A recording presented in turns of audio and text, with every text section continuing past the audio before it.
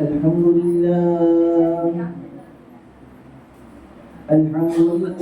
نحمده ونستعينه ونستغفره ونؤمن به ونتوكل عليه ونعوذ بالله من شرور أنفسنا ومن سيئات أعمالنا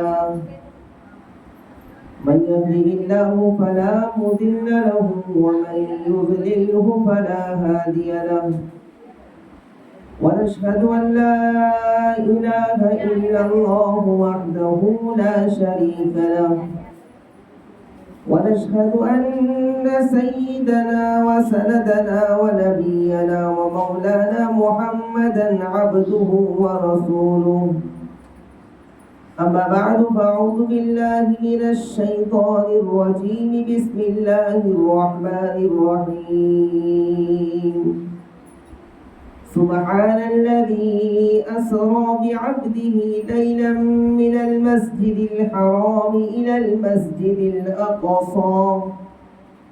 المسجد الأقصى الذي باركنا حوله لنريه من آياتنا إنه هو السميع البصير صدق الله مولانا العلي العظيم. محترم و مکرم میری پیاری ماؤں اور عزیز بہنوں،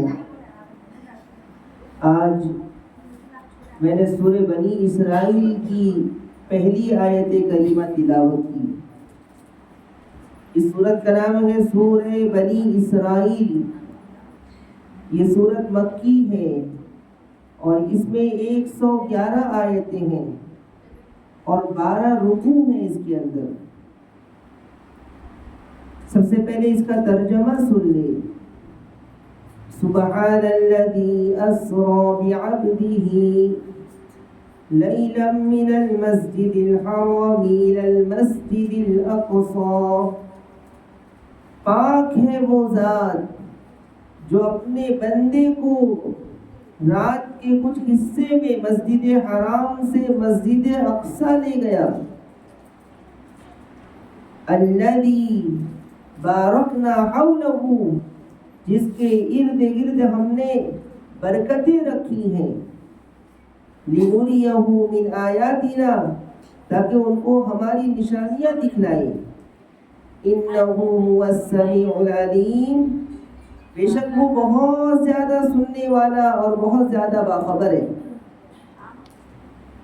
یہ اس آیت کریمہ کا ترجمہ ہوا.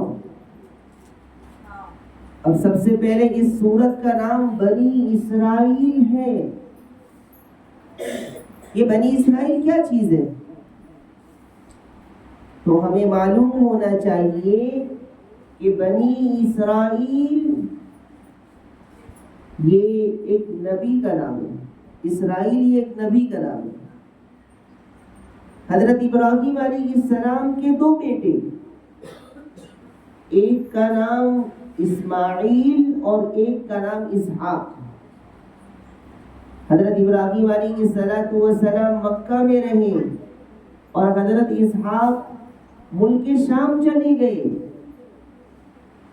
اور اسحاق علیہ السلام کے بیٹے کا نام یعقوب ہے اور حضرت یعقوب علیہ السلام کا دوسرا نام اسرائیل ہے. تو یاد رکھنا چاہیے کہ اسرائیل یہ حضرت یعقوب علیہ السلام کا دوسرا نام ہے. اسرا کے معنی ہے عبد اور ایل کے معنی ہے اللہ. عبد اللہ یعنی اللہ کا بندہ. تو اسرائیل نام ہے حضرت یعقوب علیہ السلام دوسرا نام. اور یعقوب علیہ السلام کے بیٹے حضرت یوسف علیہ السلام. حضرت یعقوب علیہ السلام کے 12 بیٹے تھے، 12 اولاد تھی ان کی. اور انہی 12 اولاد میں سے 12 خاندان بنے اور انہی 12 خاندان کو بنی اسرائیل کہتے ہیں. بہت بڑی قوم گزری ہے بنی اسرائیل. اور قرآن کریم میں بہت زیادہ اللہ تبارک و تعالیٰ نے بنی اسرائیل کا ذکر کیا. آپ نے اس سے پہلے بنی اسرائیل کا نام سنا ہوگا، لیکن بنی اسرائیل کسے کہتے ہیں وہ معلوم نہیں ہوگا شاید، اس لیے میں نے آج بتلانے کی کوشش کی کہ بنی اسرائیل حضرت یعقوب علیہ السلام کے 12 بیٹے اور ان سے جو 12 خاندان بنے اس کو بنی اسرائیل کہتے ہیں، اور اس میں بہت سارے انبیاء پیدا ہوئے، حضرت یوسف علیہ السلام، حضرت عیسیٰ علیہ السلام، بڑے بڑے نبی، اکثر نبی اس میں پیدا ہوئے، تو ان کی اولاد کو بنی اسرائیل کہتے ہیں، اور انہی بنی اسرائیل میں حضرت موسیٰ علیہ السلام بھی پیدا ہوئے،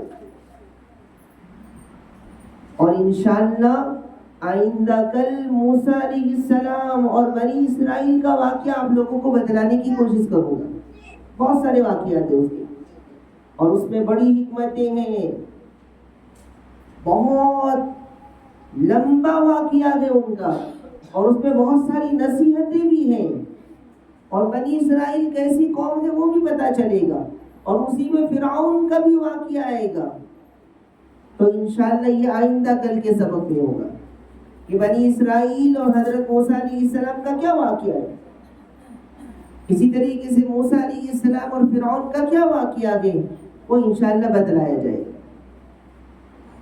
آج جو مجھے بتلانا ہے وہ رسول اللہ صلی اللہ علیہ وسلم کے سفر معراج، آپ صلی اللہ علیہ وسلم جو معراج پر تشریف لے گئے اس کے بارے میں مختصر انداز میں بتلانے کی کوشش کروں گا۔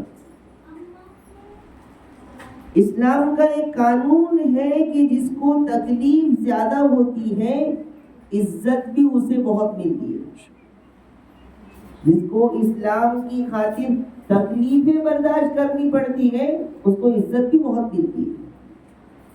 یہ معراج کیوں ہوا آپ صلی اللہ علیہ وسلم کو؟ تو سب سے پہلے تو میں یہ بتلا دوں کہ معراج کیوں ہوا، چونکہ آپ صلی اللہ علیہ وسلم کو بہت ستایا گیا اسلام کی خاطر۔ آج جو ہم مسلمان بنے ہیں ایسے ہی نہیں بنے، اس کے لیے محمد الرسول اللہ صلی اللہ علیہ وسلم جو اللہ کے حبیب، اللہ کے لاڈلے ہیں، اور ان کو ستایا گیا، ان کو تکلیف دی گئی، اور ان ساری تکلیفوں کی برکت سے اسلام پوری دنیا میں پھیلا اور ہم مسلمان ہوئے۔ تو آپ صلی اللہ علیہ وسلم خاتم الانبیاء، خاتم الرسل ہونے کے باوجود بھی 3 سال تک آپ کو قید میں رکھا گیا، شعب ابی طالب ایک گھاٹی کے اندر رکھا گیا، آپ کو، آپ کے پورے خاندان کو، اور مکمل بائیکاٹ کیا گیا کہ ان کو کھانا نہ دیا جائے، ان کو پانی نہ دیا جائے۔ تاریخ میں آتا ہے کہ صحابہ پتے چباتے تھے، اس لیے کہ کھانا بھی بند، پانی بھی بند، کیسی زندگی ہوگی؟ صحابہ کہتے تھے کہ ہمیں بھوک کی وجہ سے پتے چبانے پڑتے تھے، عورتوں کے دودھ سوکھ گئے تھے تو پتے چباتے تھے وہ۔ ایسی زندگی ہمارے نبی محمد الرسول اللہ صلی اللہ علیہ وسلم نے گزاری، 3 سال کی زندگی گزاری۔ ذرا سوچے تو صحیح کہ ہمارے نبی کو کتنی تکلیف ہوئی ہوگی، ہمارے نبی کے خاندان کو کتنی تکلیف ہوئی ہوگی۔ اور 3 سال کے بعد جب اس قید خانے سے، یوں سمجھ لیں کہ اس زمانے کا جیل تھا، وہ اس زمانے کا جیل تھا جہاں تکلیفیں، مشقتیں، کھانے کی کوئی چیز نہیں۔ 3 سال کے بعد جب یہ ختم ہوا تو حضرت محمد رسول اللہ صلی اللہ علیہ وسلم کی بیٹیاں حضرت فاطمہ، حضرت رقیہ، یہ چھوٹی چھوٹی تھی، اور جب شوہر پریشان ہو اور گھر میں تسلی دینے والی، ہمت دینے والی، حوصلہ دینے والی بیوی موجود ہو تو پھر انسان کی ساری پریشانی ختم ہو جاتی۔ لیکن اللہ کی طرف سے یہ طے تھا، اسی سال حضرت خدیجہ الکبریٰ رضی اللہ تعالیٰ عنہا کا بھی انتقال ہو گیا، جو ہر موقع پر ہمارے نبی صلی اللہ علیہ وسلم کو ہمت دیتی تھی، حوصلہ دیتی تھی، اور اسی سال حضرت خدیجہ کا بھی انتقال ہو گیا۔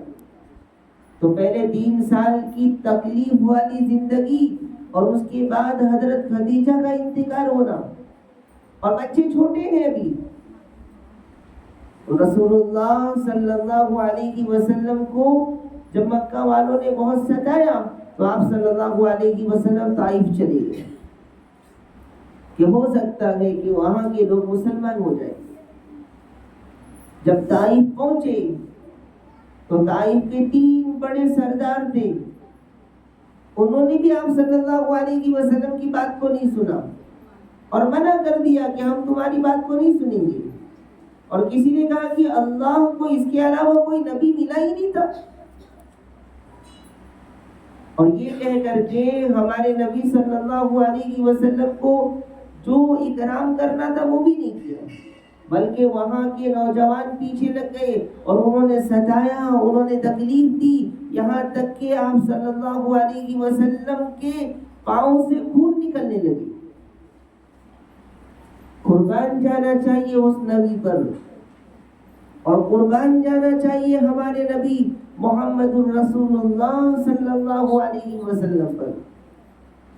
جب اتنی تکلیف پہنچی تو فوراً حضرت اللہ تعالیٰ نے ہمارے نبی کے پاس فرشتے بھیجے، اور فرشتے نے آ کر اس کی سلام عرض کیا کہ اللہ کے رسول صلی اللہ علیہ وسلم، اللہ نے سلام بھیجا ہے اور یہ پیغام دیا ہے کہ آپ کی اگر اجازت ہو تو ان دونوں پہاڑوں کو ملا دوں تاکہ یہ طائف والے پس جائے اندر. اللہ کے رسول آپ کی اجازت ہو تو ان کو آسمانوں پر لے جا کر زمین پر پچھاڑ دوں اور یہ سب ہلاک ہو جائے. ہمارے نبی صلی اللہ علیہ وسلم رحمت للعالمین بنا کر بھیجے گئے. اتنی تکلیفوں کے باوجود بھی آپ نے فرمایا کہ نہیں، میں اللہ سے یقین رکھتا ہوں کہ اگر یہ نہیں مانے تو ان کی آنے والی نسلیں ضرور ایمان لائیں گی انشاءاللہ. اور یہ کہہ کر کے آپ نے ان کے لیے بد دعا نہیں کی، ان کو چھوڑ دیا. اور پھر الحمدللہ ان کے بعد ان کے خاندان والے مسلمان ہو گئے، اور انہی کے خاندان کے لوگ اسلام لے کر کے ہمارے ملک ہندوستان میں بھی آئے. تو پھر آپ صلی اللہ علیہ وسلم کو عزت دینے کے لیے، آپ کو بڑا مقام دینے کے لیے، آپ کا اکرام اور اعزاز کرنے کے لیے اللہ تبارک و تعالی نے آپ کو معراج پر بلایا. اور معراج یہ قرآن کریم سے ثابت ہے، اس کا انکار کرنے والا کفر تک پہنچ جائے گا کہ آپ صلی اللہ علیہ وسلم کو معراج ہوئی. اس کے 2 حصے ہیں. پہلے حصے کو اسراء کہتے ہیں، اسراء، اور دوسرے حصے کو معراج کہتے ہیں. سب سے پہلے تو میں نے یہ سمجھانے کی کوشش کی کہ معراج کیوں ہوئی. تو اسراء پہلے حصے کو کہتے ہیں، اس کا ذکر تو سورہ بنی اسرائیل کی پہلی آیت میں ہے. اور دوسرے حصے کو معراج کہتے ہیں، جس کا ذکر سورۃ النجم میں ہے. سورہ نجم کی شروع کی 18 آیتوں میں ان کا ذکر ہے معراج کا. تو اللہ تعالیٰ فرماتے ہیں کہ پاک ہے وہ ذات جو اپنے بندے کو رات کے تھوڑے سے حصے میں مسجد حرام سے مسجد اقصیٰ لے کر کے گئے، جس کے آس پاس ہم نے برکتیں رکھی ہیں تاکہ ان کو ہماری نشانیاں دکھائیں. بے شک وہ بہت زیادہ سننے والے، بہت زیادہ باخبر ہے اللہ تبارک و تعالی. تو یہاں 2 مسجد کا ذکر ہے، ایک مسجد حرام جو مکہ میں ہے اور ایک مسجد اقصیٰ جو فلسطین میں ہے. یاد رکھیں کہ فلسطین جو ملک شام کے اندر ہے، یہ زمین بہت بابرکت ہے اور سرسبز و شاداب بھی ہے. دینی اعتبار سے، دنیاوی اعتبار سے، دونوں اعتبار سے یہ زمین بہت مبارک. دینی اعتبار سے کیوں مبارک؟ اس لیے کہ اکثر نبی وہیں پیدا ہوئے، وہیں انتقال ہوا. اور اس لیے بھی کہ یہ بہت سے نبیوں کا قبلہ رہا ہے فلسطین، مسجد اقصیٰ، اور مسلمانوں کا بھی، ہمارے نبی کا بھی قبلہ اول مسجد اقصیٰ تھا. بعد میں ہمارا قبلہ مکہ المکرمہ ہو گیا. ملک شام کو ارض الانبیاء کہتے ہیں. ارض الانبیاء یعنی انبیاء کی زمین. انبیاء زیادہ سے زیادہ فلسطین میں ملک شام کے اندر پیدا ہوئے. تو ہمارے نبی صلی اللہ علیہ وسلم کو معراج پر لے جانے کی تیاری ہوئی. ہمارے نبی صلی اللہ علیہ وسلم ام ہانی کے گھر میں سوئے ہوئے تھے اور رات کا وقت تھا اور فرشتے چھت کی طرف سے آئے. دروازے سے داخل نہیں ہوئے, چھت کی طرف سے آئے اور لے کر کے ہمارے نبی صلی اللہ علیہ وسلم کو حتیم میں گئے. حتیم مکہ میں ہے یہ جگہ. اور حتیم سب سے پہلے تو دعا کرے کہ اللہ تبارک و تعالی ہم سب کو حج اور عمرے کی توفیق نصیب فرمائے, حرمین شریفین کی بار بار زیارت نصیب فرمائے. حتیم وہ جگہ ہے جو کعبے کا حصہ ہے. اگر آپ گئے تو حتیم میں ضرور نماز پڑھنے کی کوشش کریں. جو حتیم میں نماز پڑھ لے گا گویا اس نے کعبے کے اندر نماز پڑھی. اس کی ایک تاریخ ہے, انشاءاللہ پھر کبھی آپ کو سنانے کی کوشش کروں گا. تو حتیم لے جایا گیا اور وہاں آپ صلی اللہ علیہ وسلم سو گئے. پھر آپ صلی اللہ علیہ وسلم کو اٹھایا گیا اور آپ صلی اللہ علیہ وسلم کو زمزم کے کنویں کے پاس لایا گیا اور آپ صلی اللہ علیہ وسلم کے سینے مبارک کو دھویا گیا زمزم سے. اور پھر جنت سے ایک تشت لایا گیا سونے کا, اس کے اندر ایمان اور حکمت بھرا ہوا تھا اور وہ آپ صلی اللہ علیہ وسلم کے سینے میں ڈال دیا گیا. اور وہاں سے ایک سواری لائی گئی, جنت کی سواری جس کو براق کہتے ہیں, براق. اور اس سواری پر آپ صلی اللہ علیہ وسلم کو بٹھایا گیا اور اس کی رسی, اس کی نکیل حضرت جبرائیل علیہ السلام نے پکڑی اور اس کے رکاب کو حضرت میکائیل نے سنبھالا اور اکرام کے ساتھ, احترام کے ساتھ, بڑے ادب کے ساتھ آپ صلی اللہ علیہ وسلم کو مکہ المکرمہ مسجد حرام سے مسجد اقصی لے جایا گیا. کیا مقام ہوگا ہمارے نبی کا, کیا مرتبہ ہوگا ہمارے نبی کا, کیا عزت ہوگی. لیکن افسوس آج مسلمان اس نبی کو بھول گیا, آج مسلمان اس نبی کی قربانی کو بھول گیا. ہم نبی کریم صلی اللہ علیہ وسلم کی سنتوں پر عمل کرنا بھول گئے. ہم نے رسول اللہ صلی اللہ علیہ وسلم کی سنتوں کو جان بوجھ کر کے قربان کیا ہے. جب آپ صلی اللہ علیہ وسلم کو وہاں لے گئے مسجد اقصی, تو مسجد اقصی کے اندر تمام انبیاء پہلے سے موجود تھے. مسجد اقصی کی زیارت بھی کرنی چاہیے. مسجد اقصی کی زیارت کی بھی فضیلت حدیث کے اندر آئی ہے.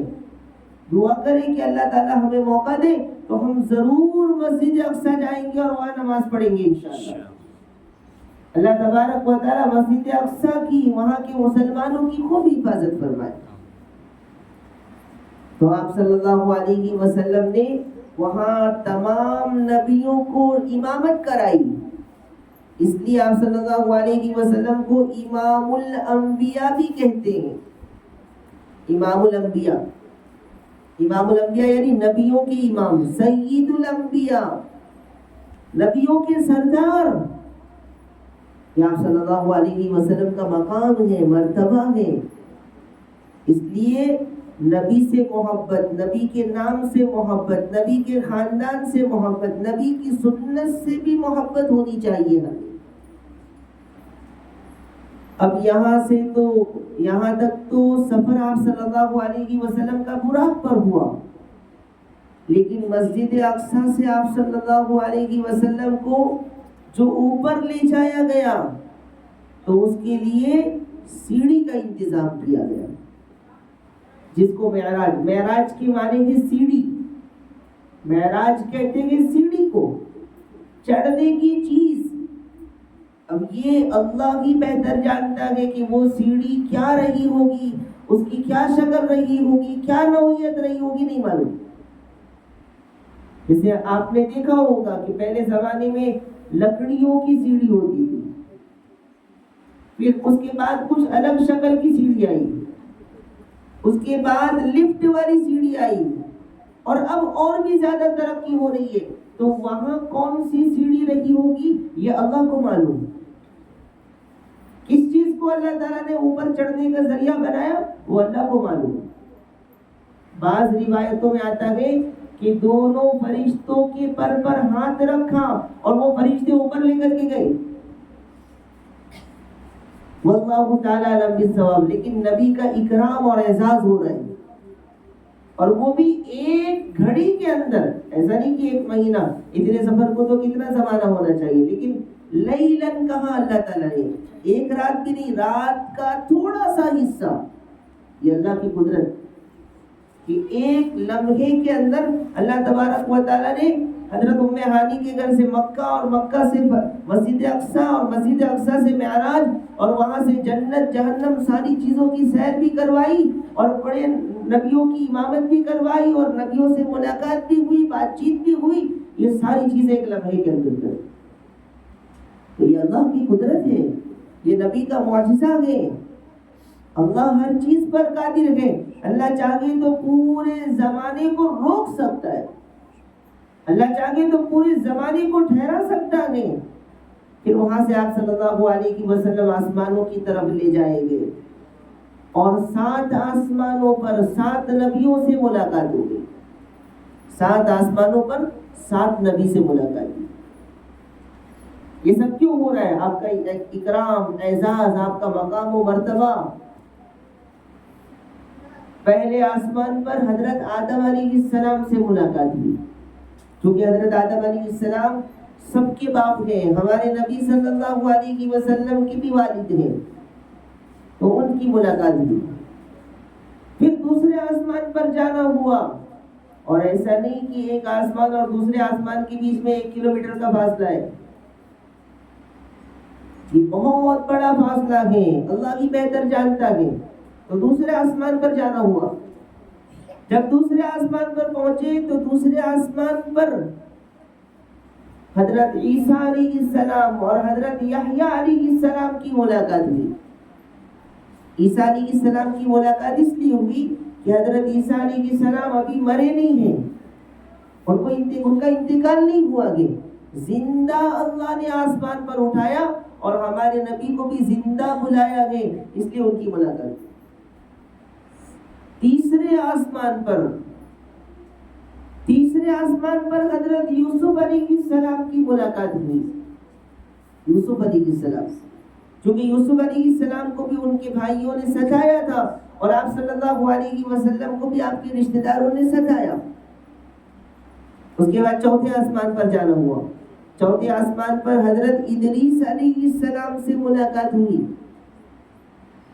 اس کے بعد 5ویں آسمان پر گئے، 5ویں آسمان پہ حضرت ہارون علیہ السلام سے ملاقات ہوئی۔ پھر 6ٹھے آسمان پہ گئے، وہاں حضرت موسیٰ علیہ السلام کی ملاقات ہوئی، اور 7ویں آسمان پر جب پہنچے تو وہاں پر حضرت ابراہیم علیہ السلام کی ملاقات ہوئی۔ حضرت ابراہیم علیہ السلام نے کعبۃ اللہ کو بنایا، کعبۃ اللہ کے بانی اور فاؤنڈر ہیں، اور ہمارے نبی صلی اللہ علیہ وسلم کعبے کے محافظ گئے، حفاظت کرنے والے گئے، اس لیے وہاں ان کی ملاقات ہوئی۔ تو 7 آسمان پر الگ الگ نبیوں سے ملاقات ہوئی۔ اب کیسے پتہ چلے گا، آپ کیسے یاد رکھیں گے کہ کون سے آسمان پر کون سے نبی کی ملاقات ہوئی؟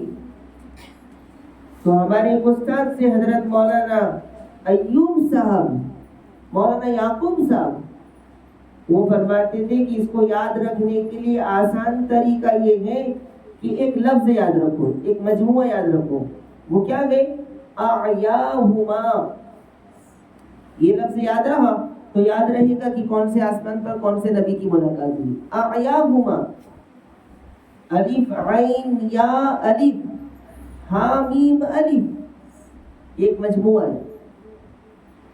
الف سے حضرت آدم، اور یا سے حضرت، عین سے حضرت عیسیٰ اور حضرت یحییٰ۔ دوسرے آسمان پر دو نبی سے ملاقات ہوئی۔ حضرت یحییٰ سے اس لیے ملاقات ہوئی کہ وہ حضرت عیسیٰ علیہ السلام کے کزن ہیں، اور اعیا کے اندر یا آتی ہے تیسرے نمبر پر، تو تیسرے آسمان پہ حضرت یوسف سے ملاقات ہوئی۔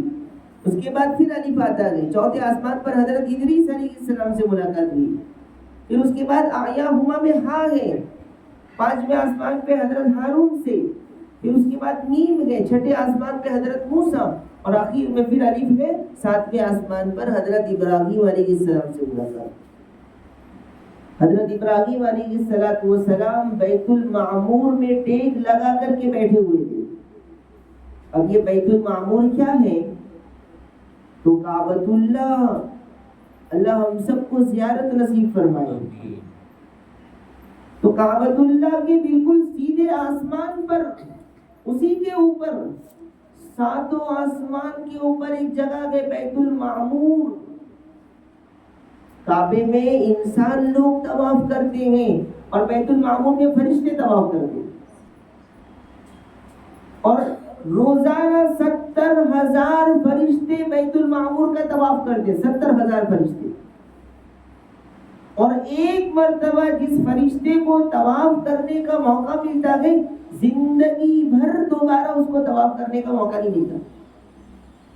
سبحان اللہ، کتنے فرشتے ہوں گے؟ ایک مرتبہ طواف کر لیا تو زندگی بھر اس کو دوبارہ طواف کرنے کا موقع نہیں ملتا۔ کتنے فرشتے ہوں گے؟ عمرہ کرنے لوگ 2 مرتبہ، 3 مرتبہ، 4 مرتبہ بھی جاتے ہیں، لیکن بیت المعمور کے اندر فرشتہ ایک مرتبہ طواف کیا تو دوبارہ موقع نہیں ملتا، اتنے فرشتے۔ تو حضرت ابراہیم علیہ السلام سے ملاقات ہوئی، پھر آپ صلی اللہ علیہ وسلم وہاں سے اور اوپر گئے، جس کو سدرۃ المنتہا کہتے ہیں۔ یاد رکھیں، یہ سبق ہے، اور سبق کی چیزوں کو یاد رکھنا چاہیے۔ وہاں سے آپ صلی اللہ علیہ وسلم سدرۃ المنتہا گئے، اور سدرۃ المنتہا حضرت جبرائیل علیہ السلام نے کہا کہ بس اس سے آگے تو میری طاقت نہیں ہے، اگر میں اس کے اوپر گیا تو میرے پر جل جائیں گے۔ ہمیں معلوم ہونا چاہیے کہ حضرت جبرائیل علیہ السلام کے 600 پر ہیں، وہ کیسے کہ وہ اللہ کو معلوم، 600 پر، اور ایک پر میں اتنی طاقت ہے کہ اگر وہ زمین پر مار دے تو پوری زمین ادھر سے ادھر ہو جائے، ایسے 600 پر ہے۔ تو حضرت جبرائیل نے کہا کہ یا رسول اللہ صلی اللہ علیہ وسلم، اس سے آگے تو میری طاقت نہیں ہے، میں نہیں جا سکتا، اور کبھی نہیں گیا ہوں۔ تو وہاں سے آپ صلی اللہ علیہ وسلم گئے، اور اللہ کے قرب، اللہ کا قرب نصیب ہوا، اللہ کا دیدار نصیب ہوا۔ وہ کیسے ہوا وہ اللہ کو معلوم۔ اور وہاں آپ صلی اللہ علیہ وسلم کو 3 تحفے دیے گئے، 3 گفٹ ملا، 3 انعامات دیے گئے۔ اور وہ کس کے لیے دیے گئے؟ یہاں جو بیٹھنے والے جو درس سن رہے ہیں، ان امت کو دیے گئے 3 انعامات۔ ہر عبادت زمین پر ملی، لیکن ایک عبادت دینے کے لیے اللہ نے آسمان پر بلایا اور اپنے پاس بلا کر کے وہ عبادت دی۔ کتنی فضیلت ہوگی اس کی۔ تو 3 تحفے دیے گئے، 3 انعام دیا گیا۔ سب سے پہلا انعام کیا تھا؟ تو سب سے پہلا انعام سورہ بقرہ کی آخری آیتیں دی۔ یہ زمین پر آیتیں نازل نہیں ہوئی، آسمان پر بلا کر دیا، اور آسمان پر بھی نہیں، آسمان کے اوپر سدرۃ المنتہا، اور سدرۃ المنتہا کے اوپر بلا کر کے یہ دیا گیا۔ تو سورہ بقرہ کی آخری آیتیں کتنی فضیلت والی ہوگی، کتنا بڑا مقام ہوگا اس کا۔ اسی لیے ہمارے نبی صلی اللہ علیہ وسلم نے فرمایا کہ جو سورہ بقرہ کی آخری آیتیں پڑھ لے گا تو وہ جنات سے، جادو سے محفوظ رہے گا۔ مجھے یقین ہے کہ درس میں آنے والے سب نے آیت الکرسی یاد کر لی ہوگی۔ تو سورہ بقرہ کی آخری آیتیں وہاں دی گئی۔ اور دوسرے نمبر پر یہ انعام دیا گیا، یہ تحفہ دیا گیا کہ آپ کی یعنی محمد الرسول اللہ صلی اللہ علیہ وسلم، آپ کی امت میں جو شرک کرے گا اس کے علاوہ تمام لوگوں کو معاف کر دیا جائے گا. یہ تحفہ دیا گیا، یہ بشارت دی گئی وہاں پر کہ آپ کی امت میں جو شرک کرنے والے ہوں گے ان کو تو معاف نہیں کیا جائے گا، لیکن اس کے علاوہ جو لوگ ہوں گے جنہوں نے بڑے بڑے بھی گناہ کیے ہوں گے ان کو ضرور کچھ نہ کچھ مدت کے بعد معاف کر کے جنت میں داخل کر دیا جائے گا. یہ بشارت دی گئی. اور تیسرا انعام یہ دیا گیا کہ آپ صلی اللہ علیہ وسلم کو 50 نمازیں دی گئی. کتنی نمازیں؟ 50 نمازیں. اب ذرا سوچیں، اللہ جزائے خیر دے حضرت موسیٰ علیہ السلام کو جو راستے میں مل گئے، حضرت موسیٰ علیہ السلام نہیں ملتے تو 50 نماز پتہ نہیں کیسے پڑھتے ہم لوگ. حضرت موسیٰ علیہ السلام ملے راستے میں، حضرت موسیٰ علیہ السلام نے ٹوکا کہ یا رسول اللہ صلی اللہ علیہ وسلم آپ کو کیا ملا؟ آپ نے فرمایا کہ 50 نمازیں ملی میری امت کے لیے. تو حضرت موسیٰ علیہ السلام نے کہا کہ 50 نمازیں نہیں پڑھ سکتی امت، میرا تجربہ ہے، مجھے یقین ہے کہ 50 نمازیں نہیں پڑھ سکتی. جائے اللہ کے پاس اور سفارش کرے اور کم کروائے. ہمارے نبی رحمت للعالمین اللہ کے پاس گئے اور جانے کے بعد کہا یہ جو باتیں میں آپ کو کہہ رہا ہوں یہ کوئی ہوا کی باتیں نہیں ہیں، یہ قرآن و حدیث کی باتیں ہیں، بالکل صحیح حدیث کی باتیں ہیں، قرآن کی باتیں ہیں. تو اللہ کے پاس گئے اور اللہ سے کہا کہ اللہ 50 نمازیں تو زیادہ ہوں گی،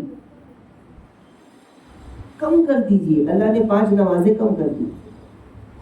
پھر موسیٰ علیہ السلام کے پاس سے گزرے تو موسیٰ علیہ السلام نے پوچھا کہ کیا ہوا؟ کہا اللہ نے 5 نمازیں کم کر دی اور 45 باقی رہی.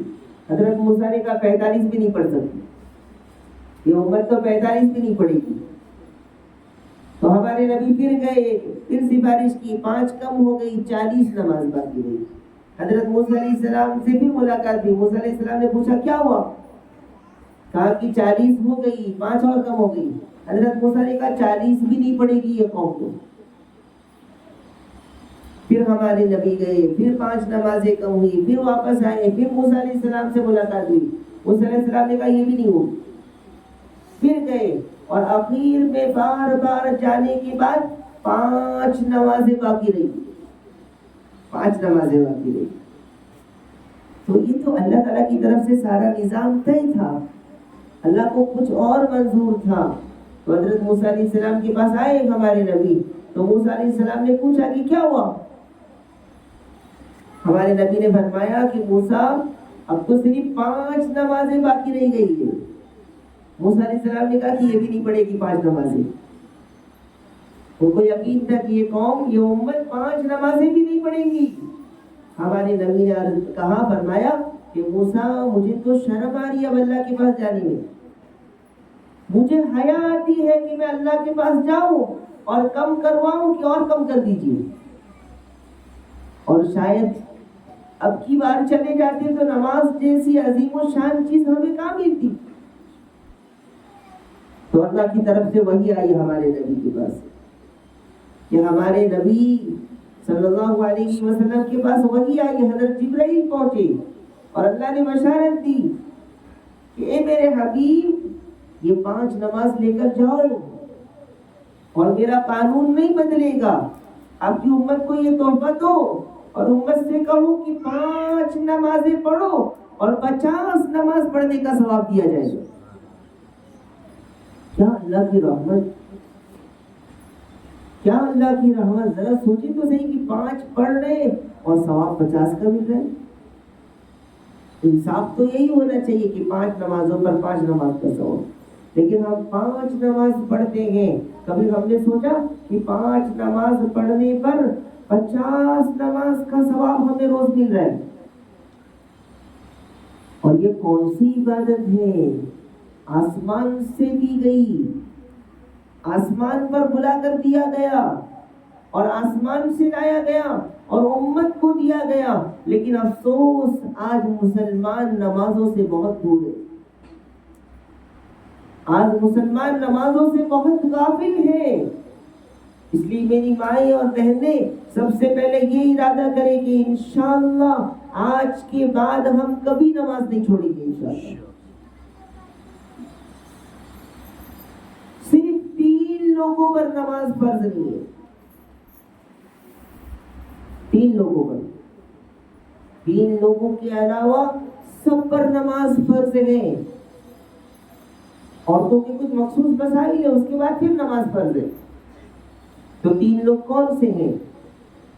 تو سب سے پہلا وہ انسان جو مر گیا اس پر نماز فرض نہیں ہے، جو مر گیا اس پر نماز فرض نہیں ہے۔ اسی طریقے سے وہ انسان جو پاگل ہے، دیوانہ ہے، اس کا دماغ کام نہیں کر رہا ہے، اچھی بری چیز، صحیح اور گندی چیز میں فرق نہیں کر پاتا ہے، پاگل ہے، دیوانہ ہے، اس پر بھی نماز فرض نہیں ہے۔ اور تیسرا وہ انسان جو کافر ہے، مشرک ہے، ایمان والا نہیں ہے، اس پر نماز فرض نہیں ہے۔ اب ذرا ہم سوچیں کہ کیا ہم مر چکے ہیں؟ کیا ہم کافر ہیں؟ کیا ہم پاگل ہیں، دیوانے ہیں؟ تو پھر ہم نماز کیوں نہیں پڑھتے؟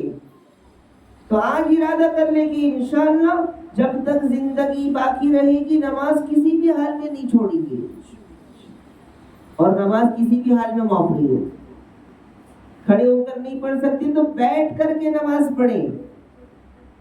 یہ کرسیوں کا رواج بہت آ گیا ہمارے زمانے میں، اب کم عمر کے لوگ بھی، جوان لڑکے اور جوان لڑکیاں، جوان عورتیں کرسی پر بیٹھ کر نماز پڑھ رہی، فیشن بن گیا۔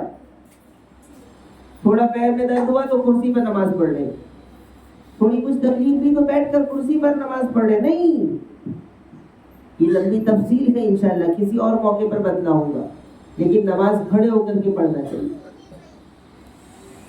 کھڑے ہو کر کے پڑھنا چاہیے۔ آپ کھڑے نہیں ہو سکتے تو زمین پر بیٹھ جائیں،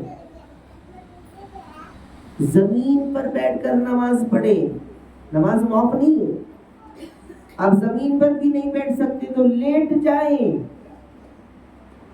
لیٹ بھی نہیں سکتے، کروٹ کے بل بھی نہیں ہو سکتے تو اشارے سے نماز پڑھے، لیکن نماز معاف نہیں ہے۔ وضو نہیں کر سکتے، وضو کرنا، پانی نہیں ہے آپ کے پاس، وضو کرنا آپ کے لیے موت کا سبب بن سکتا ہے، بیماری کے بڑھنے کا سبب بن سکتا ہے، تیمم کر کے نماز پڑھو، نماز معاف نہیں ہے، کسی بھی حال میں نماز معاف نہیں۔ اس لیے ارادہ کریں کہ انشاءاللہ نماز کبھی نہیں چھوڑیں گے انشاءاللہ۔ اور صرف ہم نہیں، جیسے ہی اذان ہوگی اپنے گھر کے مرد حضرات کو، اگر والد ہے تو والد کو کہیں، بھائی ہے تو بھائی کو کہیں، باپ ہے تو باپ کو کہیں، بیٹا ہے تو بیٹا کو کہیں، شوہر ہے تو ان سے درخواست کریں کہ نماز کا وقت ہو گیا، اللہ کامیابی کی طرف بلا رہا ہے، آپ مسجد میں جا کر پڑھ لیں اور میں گھر میں پڑھ لیتی ہوں۔ ہم لوگ اپنی زندگی کی ضرورتیں ادھر ادھر تلاش کرتے رہتے ہیں، اور اذان جب ہوتی ہے تو مؤذن کیا کہتا ہے؟ حی علی الصلاۃ، آؤ نماز کی طرف، حی علی الفلاح، آؤ کامیابی کی طرف۔ یعنی جب نماز پڑھو گے تو کامیابی ملے گی، نماز پڑھو گے تو روزی ملے گی، نماز پڑھو گے تو شفا ملے گی، نماز پڑھو گے تو برکتیں آئیں گی، نماز پڑھو گے تو زندگی کی بلائیں ختم ہوں گی، نماز پڑھو گے تو چہرے پر نور آئے گا، چہرے پر نور نماز کی برکت سے، چہرے پر نور۔ آج چہرے پر نور لانے کے لیے لوگ کیا کیا کر رہے ہیں؟ تو کہا کہ نماز سے چہرے پر نور آئے گا، نماز سے ایمان بنے گا، نماز سے عذاب قبر دور ہوگا، نماز سے اللہ خوش ہوگا، اور نماز سے جنت ملے گی۔ اس لیے میری ماں اور بہنوں، کسی بھی حال میں نماز نہ چھوڑے، چھوٹے چھوٹے بہانوں کی وجہ سے نماز کو نہ چھوڑ دیں۔ یہ ایمانی طاقت ہے ہمارے لیے، ایمان کو چارج کرنے کا ایک بہت بڑا پاور ہے نماز، اور جس نے نماز چھوڑ دی اس کا ایمان کھوکھلا ہو جائے گا۔ جس نے نماز چھوڑ دی وہ کبھی گناہ سے نہیں بچ سکتا. اس لیے نماز کی پابندی کرے. عورتیں اپنے گھروں میں نماز کا ٹائم ٹیبل فکس کر لے.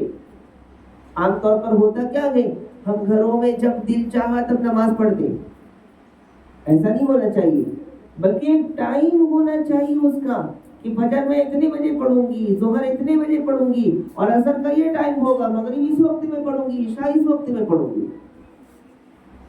اگر کام کی وجہ سے کبھی لیٹ بھی ہو جاتا ہو تب بھی نماز نہیں چھوڑنا ہے، اس لیے کہ نماز دینے کے لیے اللہ نے ہمارے نبی کو معراج پر بلایا. آسمانوں کے اوپر سدرۃ المنتہا کے اوپر بلا کر کے دیا.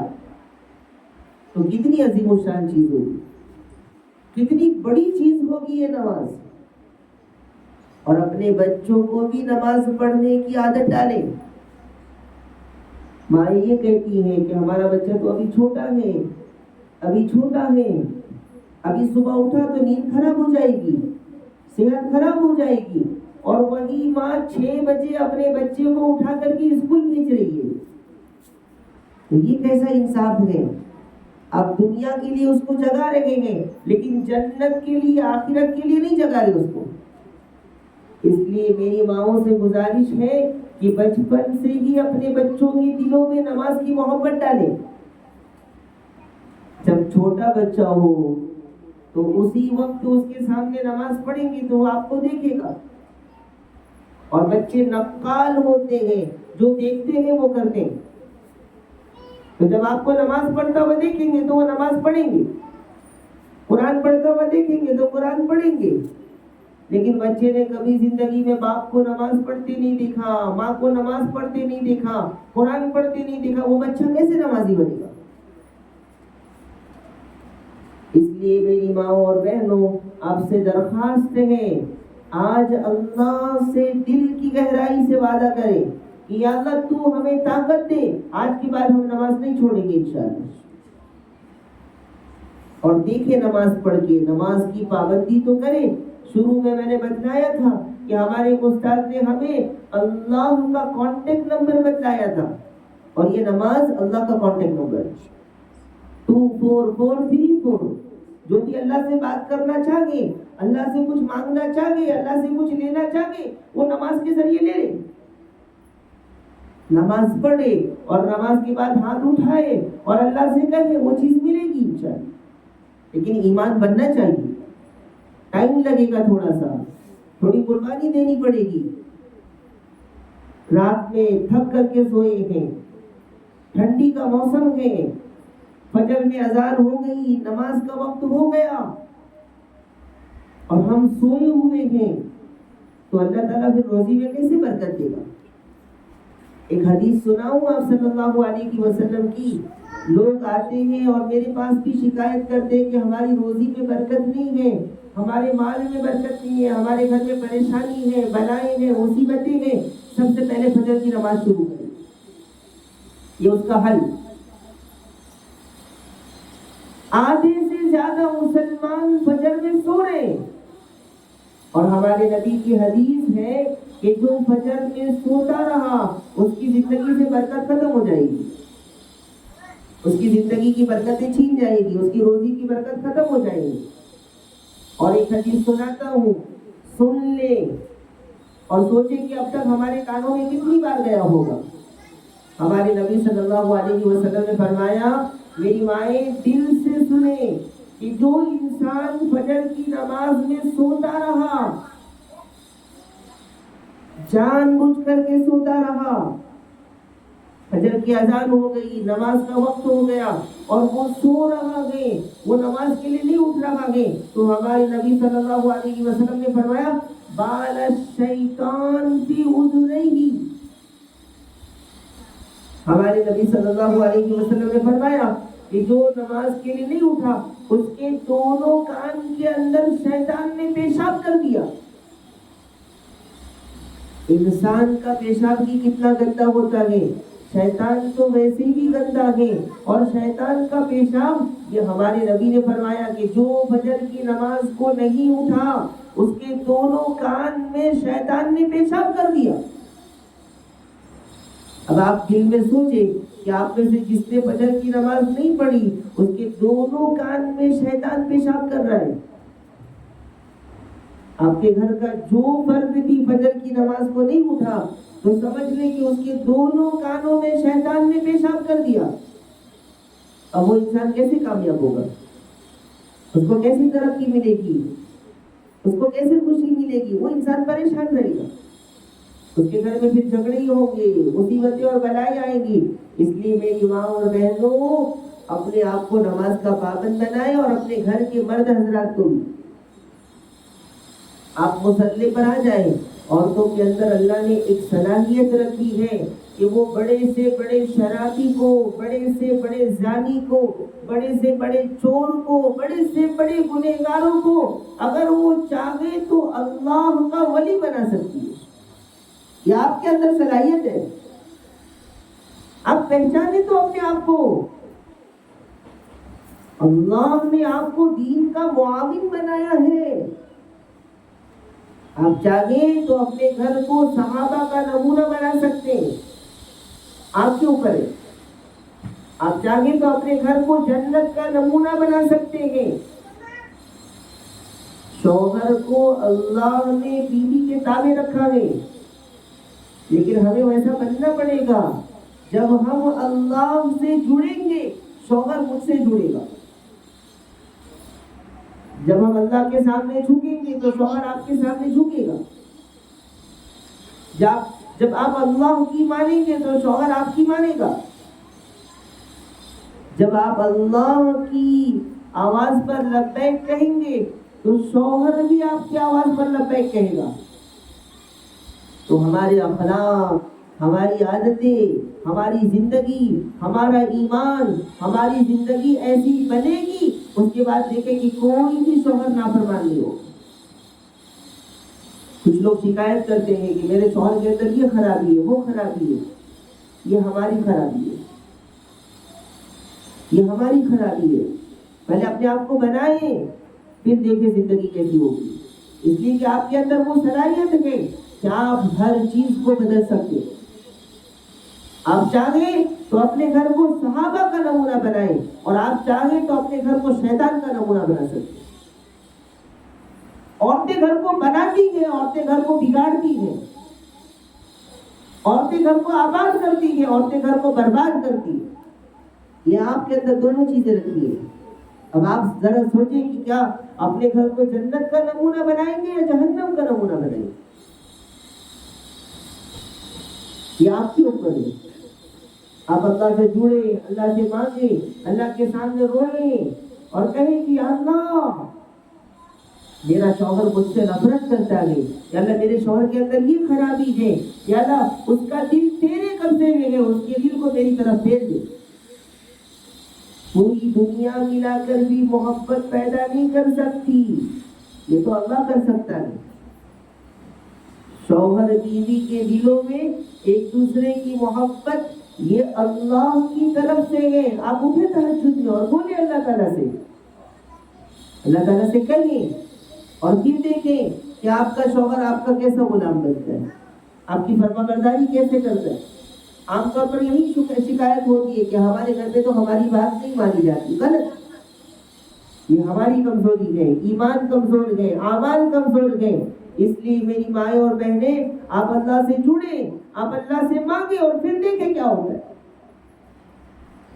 اس لیے ارادہ کریں کہ انشاءاللہ ہم تہجد کی بھی پابندی کریں گے انشاءاللہ.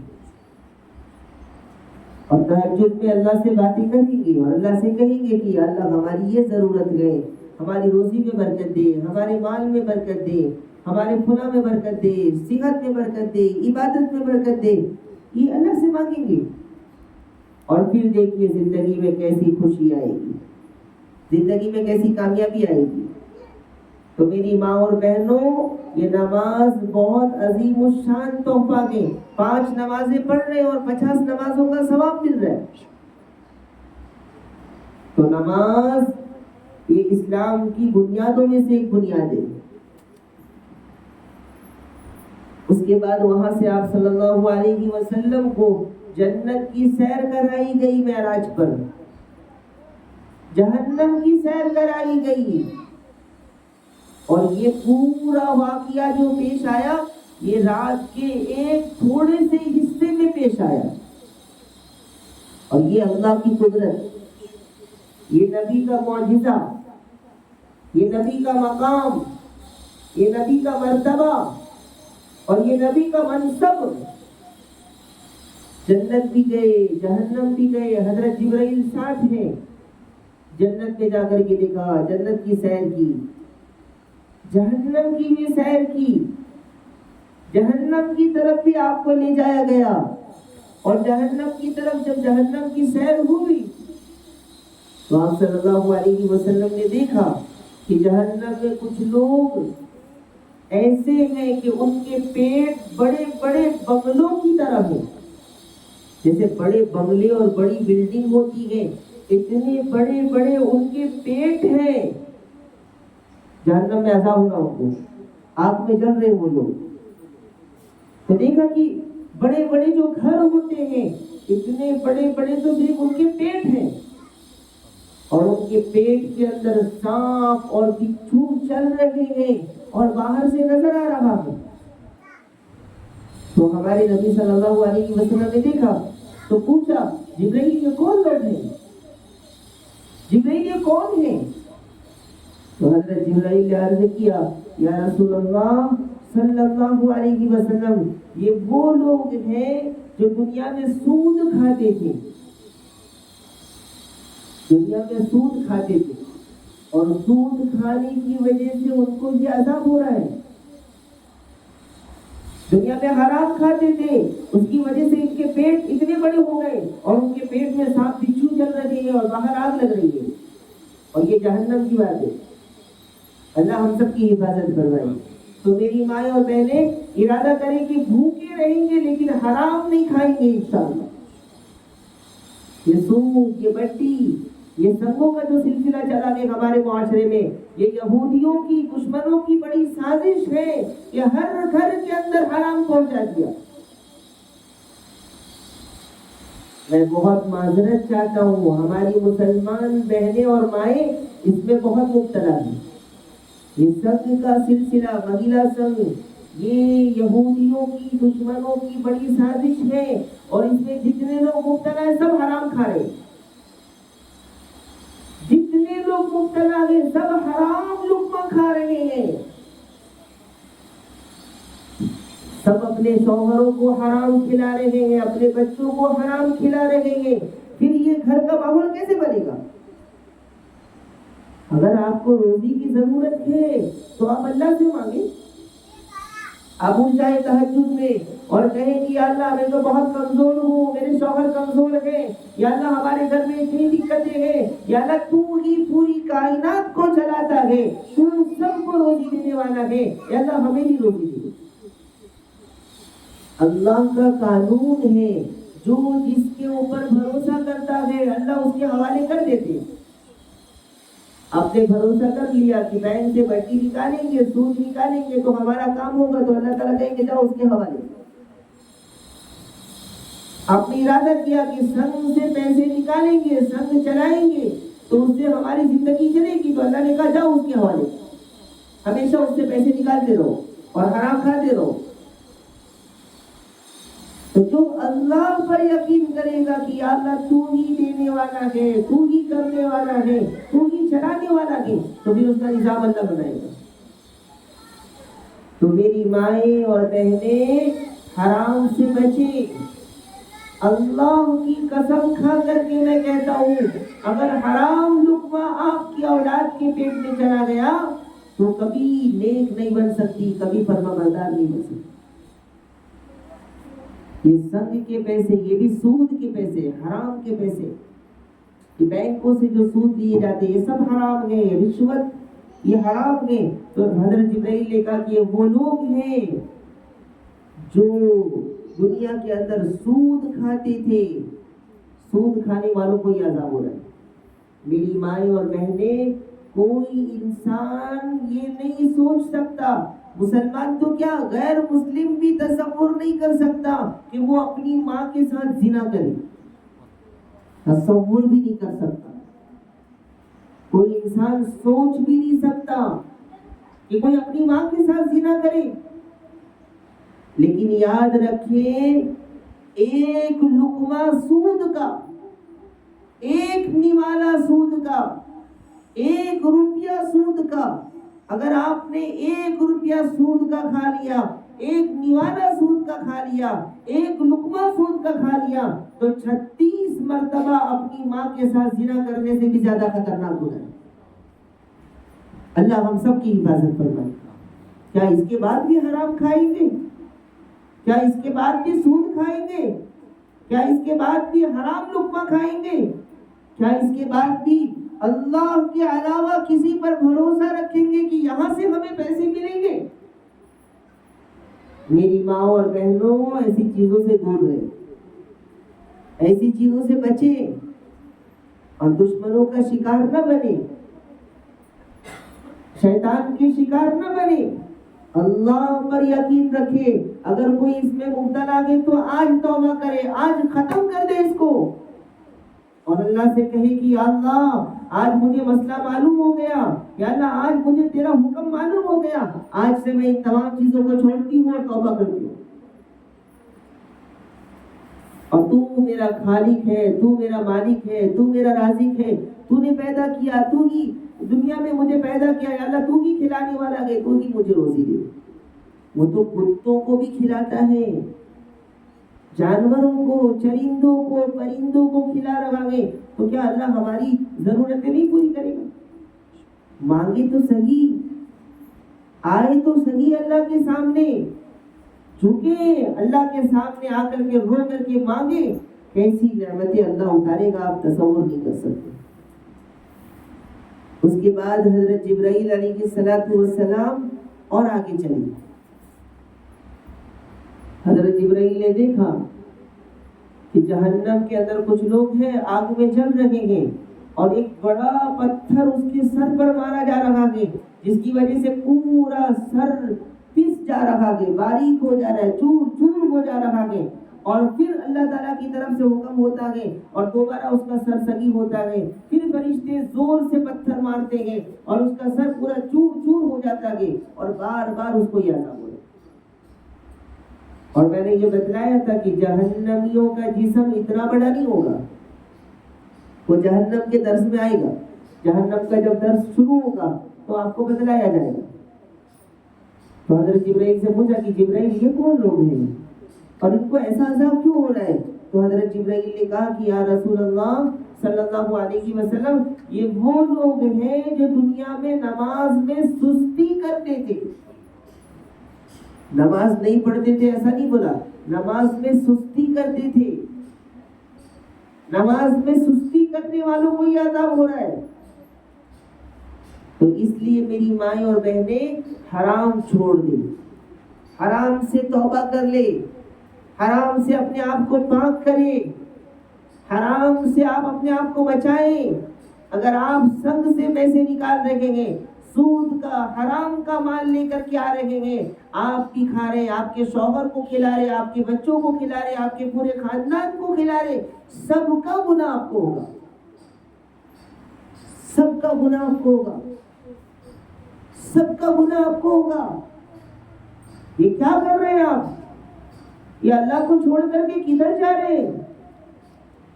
کیا آپ کو یقین نہیں ہے کہ اللہ آپ کو روزی دے گا؟ کیا آپ کو یقین نہیں ہے کہ اللہ آپ کو کھلا سکتا ہے؟ جو سمندر کی بڑی بڑی مچھلیوں کو کھلا رہا ہے، جنگل کے بڑے بڑے جانوروں کو کھلا رہا ہے، زمین کے بڑے بڑے زہریلے جانوروں کیڑوں کو کھلا رہا ہے، کیا وہ آپ کو روزی نہیں دے سکتا؟ کیا وہ آپ کو نہیں کھلا سکتا؟ آئے نمازوں کی پابندی کریں، اور نماز پر بڑے وعدے ہیں، نماز پر بڑے انعام ہیں. آپ نماز سے جڑ جائیں، اللہ سے جڑ جائیں، اور دیکھیں زندگی کی ساری پریشانی کیسے حل ہوتی ہے. لیکن ضرورت ہے اللہ سے جڑنے کی، ضرورت ہے اللہ سے مانگنے کی، اور ارادہ کریں کہ انشاءاللہ حرام نہیں کھائیں گے. اور ہمارے شوہر بھی اگر کہیں سے لے کر کے آئے تو ہم ان سے پہلے پوچھیں گے کہ یہ مال کہاں سے لائے، ادب و احترام کے ساتھ کہ یہ کہاں سے لے کر کے آیا. اگر حرام ہے تو انہیں سمجھائیں گے کہ نہیں، اللہ پر یقین رکھنا کہ حرام کی طرف نہیں جائیں گے، ہمیں اللہ پر یقین ہے، وہ ضرور دے گا، اس کو واپس کر کے آئیے۔ نہ آپ کو نکالنا ہے سود سے، نہ آپ کے شوہر لے کر کے آئے تو وہ استعمال کرنا ہے۔ اگر استعمال کر لیا تو آپ کے اور آپ کے شوہر کے بیچ میں کبھی محبت نہیں ہو سکتی۔ اگر آپ حرام کھا رہے ہیں تو آپ کے اور شوہر کے اتنے جھگڑے ہوں گے کہ آپ تصور نہیں کر سکتے۔ اب بہت سے گھروں سے یہ بات آتی ہے کہ میرے شوہر کے بہت جھگڑے میرے ساتھ، تو میں کہتا ہوں کہ کہیں نہ کہیں حرام لقمہ اندر جا رہا ہے، حرام غذا جا رہی ہے اور نماز سے دور ہو رہے ہیں، اس لیے یہ سب ہو رہا ہے۔ تو ارادہ کر لیں کہ انشاءاللہ حرام نہ کھائیں گے، نہ کھانے دیں گے انشاءاللہ، حرام نہ پیئیں گے، نہ پینے دیں گے انشاءاللہ۔ جب حرام لقمہ اندر گیا تو گناہ کا جذبہ پیدا ہوگا، جب حرام لقمہ اندر جائے گا تو شراب کا جذبہ پیدا ہوگا، جب حرام لقمہ اندر جائے گا تو آپ کے ساتھ جھگڑے کا جذبہ پیدا ہوگا، جب حرام لقمہ اندر جائے گا تو آپ پر ہاتھ بھی اٹھایا جائے گا اور آپ کے ساتھ جھگڑے بھی ہوں گے اور طرح طرح کے پھر گناہ ہوں گے۔ تو حرام سے بچ جائے، بڑے مسائل حل ہو جائے، حرام سے بچ جائے اور بڑے بڑے مسئلے اس کے بعد آپ کی زندگی کے ایسے حل ہو جائیں گے آپ اندازہ نہیں لگا سکتے۔ تو اس لیے آج ارادہ کر لیں اس مجلس کے اندر، رمضان کا مہینہ ہے، اللہ سے وعدہ کر لیں اور مضبوط ارادہ کر لیں کہ یا اللہ ہم کمزور ہیں، ہمارے حال پر رحم فرما۔ آج وعدہ کرتے ہیں کہ آج کے بعد کسی بھی طریقے سے حرام مال نہیں کھائیں گے انشاءاللہ، اور نماز کا وعدہ کر لیں اللہ کہ یا اللہ آج کے بعد نماز نہیں چھوڑیں گے انشاءاللہ، آج کے بعد نماز نہیں چھوٹے گی، اور جتنی نمازیں چھوٹ گئی ہیں ان نمازوں کی قضا کرنا شروع کر دیں۔ یاد کریں کتنی نمازیں آج تک چھوٹی ہیں، ان نمازوں کی قضا کریں، ان نمازوں کو پڑھنا شروع کریں، ان نمازوں کی پابندی کریں، ورنہ حدیث کے اندر آتا ہے، ایک حدیث کا خلاصہ ہے کہ ایک نماز جان بوجھ کر کے چھوڑ دی کسی نے، ہماری مائیں اور بہنیں کچن کی بڑی خدمت کرتی ہے، اللہ تعالیٰ تمام عورتوں کو بہترین بدلہ عطا فرمائے دنیا اور آخرت میں۔ تو ہمیں معلوم ہے کہ آگ کتنی خطرناک ہوتی ہے، ایک منٹ کے لیے بھی گیس پر کوئی ہاتھ نہیں رکھ سکتا اپنا۔ ہمارے نبی نے فرمایا کہ جو ایک نماز چھوڑے گا، اس ایک نماز چھوڑنے کی وجہ سے 2,88,00,000 سال تک جہنم میں چلنا پڑے گا اس کو۔ 2,88,00,000 سال تک ایک نماز چھوڑنے پر۔ تو ہماری کتنی نمازیں چھوٹی، تو ہم کتنے سال چلیں گے؟ ماں گھر میں نماز نہیں پڑھ رہی ہے اور اذان ہونے پر بچے کو کہہ رہی کہ جا نماز پڑھ کیا، تو بچے پر کبھی اثر نہیں پڑے گا۔ بچہ گھر سے نکلے گا، گلی میں کھیل کر کے آ جائے گا، اس کو معلوم ہے میری ماں نماز نہیں پڑھتی، وہ بھی دھوکہ دیتی ہے تو میں بھی دھوکہ دوں گا۔ تو پہلے خود پابند بنے، پھر اپنے بچوں کو بنائیں، اپنے گھر کا ماحول بنائیں، نماز کی پابندی ہو، فجر میں اپنے شوہر کو جگائیں اور کہیں کہ اگر آپ آج نہیں اٹھیں گے تو اللہ جہنم میں جلائے گا،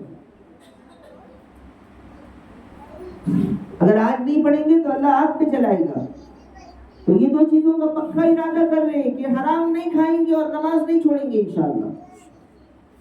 بار بار اس لیے کہہ رہا ہوں تاکہ ہمارے دل میں یقین بیٹھ جائے، ہمارے دل میں یقین پیدا ہو جائے۔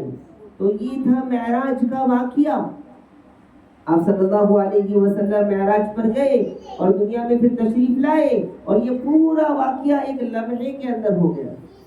ابھی اس میں اور بھی تفصیل ہے لیکن وہ چیزیں رہ گئی، وقت کم ہے ہمارے پاس۔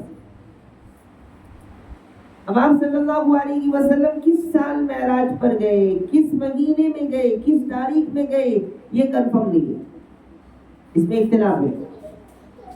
بعضوں نے کہا ربیع الاول کے مہینے میں گئے، زیادہ تر کہا گیا کہ یہ نبوت کے 11ویں سال گئے آپ صلی اللہ علیہ وسلم، نبی بننے کی 11ویں سال میں آپ صلی اللہ علیہ وسلم کو معراج ہوئی۔ بعضوں نے کہا ربیع الاول کے مہینے میں، بعضوں نے کہا الگ مہینے میں، بعضوں نے کہا رجب کے مہینے میں، اور تاریخ کے بارے میں بھی اختلاف ہے۔ شب معراج برحق ہے، قرآن سے ثابت ہے، حدیث سے ثابت ہے۔ اگر کوئی انکار کرتا ہے تو وہ کفر تک پہنچ جائے گا، لیکن کس مہینے میں اور کس تاریخ میں ہوئی یہ کنفرم نہیں، کس تاریخ میں ہوئی اس میں اختلاف ہے، اختلاف ہے اس کے اندر۔ بہت بڑی چیز ہے، آپ صلی اللہ علیہ وسلم گئے، تشریف لائے اور ہمارے لیے 3 تحفے لے کر کے آئے، ان تینوں پر عمل کریں گے انشاءاللہ، ان تینوں کی پابندی کریں گے انشاءاللہ۔ ارادہ کریں، ہم تو ارادہ کر سکتے ہیں، ارادہ کریں اور اللہ سے کہیں کہ یا اللہ تو ہماری مدد فرما دے۔ تو یہ ہے معراج کا واقعہ۔ یہ سورت کون سی ہے؟ سورہ بنی اسرائیل۔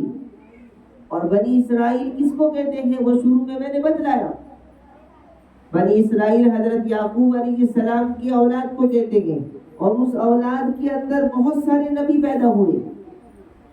تو آئندہ کل کے سبق کے اندر انشاءاللہ یہ بات آئے گی کہ بنی اسرائیل کا کیا واقعہ ہے۔ اور فرعون، اسی زمانے میں فرعون بھی آیا، اور فرعون کا ظلم مشہور ہے، موسیٰ علیہ السلام بھی آئے، اور موسیٰ علیہ السلام اور فرعون کا واقعہ بھی مشہور ہے۔ تو انشاءاللہ اس میں سے کچھ باتیں آئندہ کل آئیں گی، کیونکہ پورے قرآن کریم کا درس 27 دن کے اندر یہ تو ناممکن سے بھی ناممکن ہے۔ تو جو درس کے اندر بہت اہم باتیں ہیں وہ آپ لوگوں کے سامنے بتلائی جاتی ہیں، ورنہ پورے قرآن کا درس تو ہو ہی نہیں سکتا، ایک پارے کا بھی درس نہیں ہو سکتا 27 دن کے اندر، ایک پارے کا درس۔ سمجھ میں آ رہی بات؟ یہ قرآن ہے، اللہ کی کتاب ہے، ایک ایک آیت کی بہت تفصیل اور تشریح اور تفسیر ہوتی ہے۔ تو پورے رمضان بھی اگر درس ہو تو ایک پارہ بھی نہیں ہو سکتا، تو ہر پارے میں سے جو خاص چیزیں ہوتی ہیں وہ آپ کو بتلائی جاتی ہے۔ تو معراج کا واقعہ مجھے یقین ہے کہ آپ لوگ سمجھ گئے ہوں گے، اور انشاءاللہ اس کا جو پیغام ہے ان باتوں پر عمل بھی کریں گے انشاءاللہ۔ اور آئندہ کل انشاءاللہ بنی اسرائیل، حضرت موسیٰ علیہ السلام اور فرعون کے واقعات آپ کے سامنے آئیں گے کہ بنی اسرائیل کتنی سخت قوم تھی۔ بڑا عجیب و غریب واقعہ ہے، کہیں آپ کو ہنسی بھی آئے گی ان پر، ایسی قوم۔ اچھے کام بھی ہیں ان کے، اور کچھ ایسے کام ہیں کہ آپ کو بڑا عجیب لگے گا کہ یہ کیسی قوم، اگر آپ ہوتے، ہم ہوتے تو ایسا نہیں کرتے، ایسا تصور کریں گے۔ تو آخر میں دعا ہے کہ اللہ تبارک و تعالی مجھے اور ہم سب کو زندگی بھر موت تک، آخری سانس تک نماز کی خوب پابندی کی توفیق نصیب فرمائے، تہجد کی توفیق نصیب فرمائے، ہمیں بھی نمازی بنائے، ہمارے گھر کے ہر فرد کو نمازی بنائے، بچوں کو نمازی بنائے۔ اللہ تبارک و تعالی ہمیں بھی حرام سے بچائے اور پوری امت کو حرام سے بچائے۔ اللہ تبارک و تعالی ہمیں بھی حرام سے بچنے کی توفیق عطا فرمائے اور پوری امت کو حرام سے بچنے کی توفیق عطا فرمائے۔ اور اگر آج تک ہم نے نمازیں چھوڑی ہیں تو نمازوں کی قضا کر لیں، حرام کھایا ہے تو اللہ سے معافی مانگ لیں، توبہ کر لیں، اللہ سے دل کی گہرائی سے معافی مانگ لیں، وہ معاف کر دے گا انشاءاللہ۔ لیکن آئندہ بچنا ہے۔ اللہ تعالی ہمیں عمل کرنے کی توفیق عطا فرمائے۔ آمین وآخر دعوانا۔ کچھ سوالات ہیں؟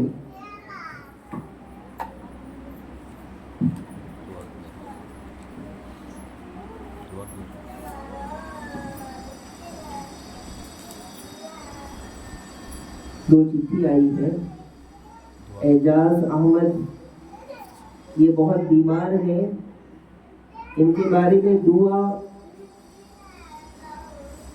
والدین، ان کے والد کا نام عبد الوہاب ہے، تو اعجاز احمد یہ بہت بیمار ہیں، ان کے شفا کے لیے دعا کر دیں۔ اسی طریقے سے عبد الوہاب، ان کی طبیعت بہت خراب ہے، تو ان کے بارے میں دعا کرنا ہے، اللہ تبارک و تعالیٰ ان کو شفا عطا فرمائے۔ اسی طریقے سے اس مجمع میں جتنے لوگ بیٹھے ہیں جو بھی بیمار ہیں، ان کے رشتہ دار میں جو بیمار ہیں، پوری امت میں جو بیمار ہیں، سب کو شفائے کاملہ عاجلہ مستمرہ دائمہ نصیب فرمائے۔ اسی طریقے سے کسی ایک نے فون کر کے بتایا کہ ان کے شوہر شراب پیتے ہیں، میں دل کی گہرائی سے دعا کرتا ہوں، آپ بھی دعا کریں کہ اللہ تبارک و تعالی ان کو شراب جیسی نحوست سے اور شراب جیسی بری چیز سے اللہ تبارک و تعالی ان کی حفاظت فرمائے۔ پوری امت کی حفاظت فرمائے. اور ان سے میں درخواست کروں گا کہ آپ نماز کی پابندی کریں اور اللہ سے جڑیں اور پھر دیکھیں کہ انشاءاللہ تھوڑے دن میں یہ بلا ختم ہو جائے. اور اسی طریقے سے ایک سوال ہے کہ سید خاندان کا لڑکا اور نداب فیملی کی لڑکی، رشتے کی بات ہے یہ، کیا ان کے بیچ رشتہ ہو سکتا ہے؟ سید اور نداب کے بیچ میں ہو سکتا ہے. اسلام کے اندر خاندان کی کوئی اہمیت نہیں ہے. ہمارے نبی صلی اللہ علیہ وسلم نے فرمایا لا فرق بین العرب والعجم، لا فرق بین الابیض والاسود، کہ کالے گورے کے درمیان میں، عرب عجم کے درمیان میں، خاندانوں کے درمیان میں کوئی فرق نہیں ہے. اور قرآن میں اللہ تعالیٰ نے فرمایا یا ایھا الناس انا خلقناکم من ذکر و انثی، کہ ہم نے ایک مرد ایک عورت سے پیدا کیا، وجعلناکم شعوبا، اور خاندان بنائے، وقبائل، اور قبیلے بنائے، لتعارفوا، تاکہ پہچان ہو جائے. یہ خاندان صرف پہچان کے لیے، لیکن غیروں کا طریقہ آ گیا. غیروں کے اندر یہ خاندان سب سے اعلیٰ درجے کا، یہ خاندان نچلے درجے کا، یہ حقیر، یہ فقیر، یہ غیروں کا طریقہ مسلمانوں میں بھی آ گیا. تو ہم لوگ خاندان پر فخر کرتے ہیں کہ ہمارا خاندان بہت اونچا، ہمارا خاندان ایسا، ہمارا خاندان ویسا، اس خاندان کی لڑکی وہاں نہیں دے سکتے، اس کی لڑکے کو وہاں نہیں دے سکتے. یہ سب غیروں کا طریقہ ہے. اسلام کے اندر صرف اتنی بات ہے کہ اخلاق اچھے ہونے چاہیے، ایمان والا ہونا چاہیے، دیندار ہونا چاہیے، چاہے وہ لڑکا ہو یا لڑکی ہو. کسی بھی خاندان کا رشتہ کسی میں کر سکتے ہیں، شرط یہ ہے کہ وہ مسلمان ہونا چاہیے. اگر مسلمان ہے تو پھر جائز ہے، کوئی بھی خاندان ہو. یہ رسم و رواج، یہ غیروں کے طریقے، ان کو ختم کرنا چاہیے. اللہ تعالیٰ ہمیں عمل کی توفیق عطا فرمائے. دعا پڑھ دو. بسم اللہ الرحمن الرحیم. یا رب لک الحمد کما ينبغی لجلال وجهک وعظیم سلطانک. یا رب صل وسلم دائما ابدا على حبیبک خیر الخلق كلهم. اللهم لك الحمد حمدا دائما ابدا. اللهم لك الحمد حمدا كثيرا طيبا مباركا فيه غير مكفي ولا مودع ولا مستغن عنه ربنا. اے اللہ ہم سب کے گناہوں کو معاف فرما دے، ہم سب کے خطاؤں سے درگزر فرما دے. اے اللہ رمضان کے آنے کا انتظار تھا، پہلا عشرہ ختم ہوا، پہلا عشرہ گزر گیا. اے اللہ ہم نے تیری کوئی عبادت نہیں کی جیسا کرنا تھا. اے اللہ ہم سب کو معاف فرما دے.